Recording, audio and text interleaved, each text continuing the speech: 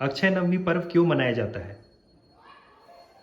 ये कार्तिक मास के शुक्ल पक्ष के नवमी तिथि को मनाई जाती है और ये सुख समृद्धि और आरोग्य स्वास्थ्य के लिए मनाई जाती है।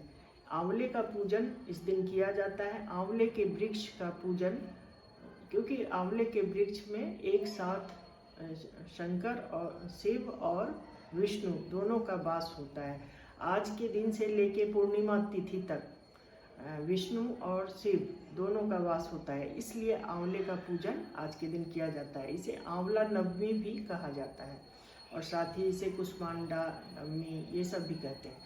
तो आज के दिन का महत्व ये है कि आज के दिन दान पुण्य करने से बहुत ही अच्छा पुण्य प्राप्त होते हैं।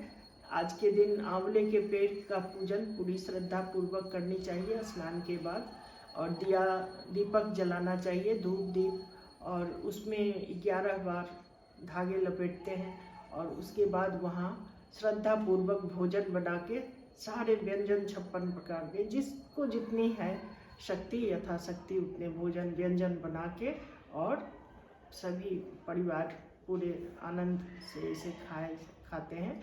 तब जाके आज का बहुत ही मतलब पुण्य का एक तरह से ये है, और हमारी परंपरा भी है, सांस्कृतिक परंपरा भी है आज के दिन की। इसमें इसके पीछे एक कथा है कि एक राजा था जो कि जिसने निश्चय किया था कि हर रोज वो 1.25 लाख आंवला दान करता था और तभी वो भोजन करता था।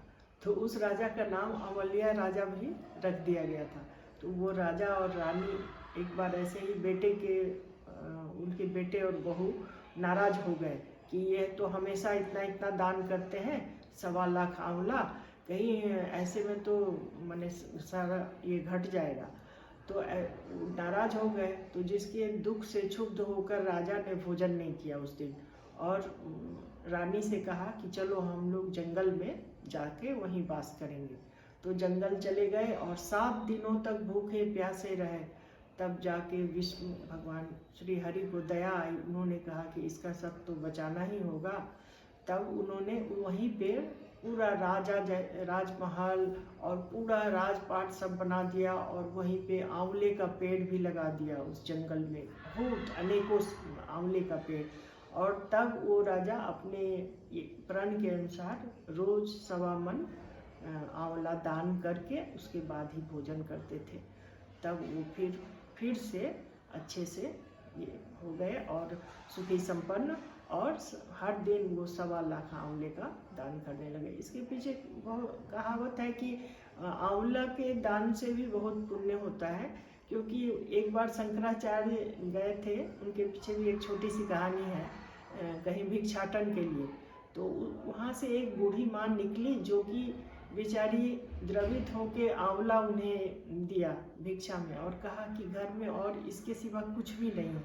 जिसे देखकर वो शंकराचार्य काफ़ी द्रवित हो गए और उन्होंने माँ लक्ष्मी का पूजन किया और उनकी आराधना की और उनको प्रसन्न किया।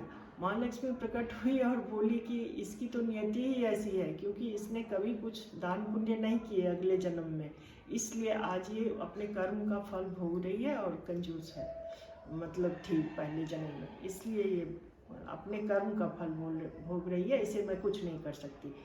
तो भगवान वो शंकराचार्य ने कहा भगवान से कि माँ देवी, सो इसने मुझे जो कुछ इसके पास था यही था और इसने मुझे दान कर दिया, तो इससे बड़ी और क्या दान होगी। तो इसलिए तब उन्होंने प्रसन्न होकर मैंने से वरदान प्राप्त करने के लिए, तब वो उसके यहाँ ब्राह्मणी के यहाँ पूरा आंवले का बारिश कर दिया, स्वर्ण आंवला, सोने के आंवले का बारिश कर दी, जिससे कि उसकी दरिद्रता दूर हो गई और वो सुखी हो गई। ये भी कहानी है। तो इस तरह से ये अक्षय नवमी इसलिए कहते हैं कि उस दिन जो कोई दान पुण्य करते हैं तो उस अक्षय भंडार उनका भरा रहता है, कभी उन्हें किसी चीज़ की जीवन में कमी नहीं होती है और सुखी संपन्न और आरोग्यवान होते हैं। ये कथा इसके पीछे है।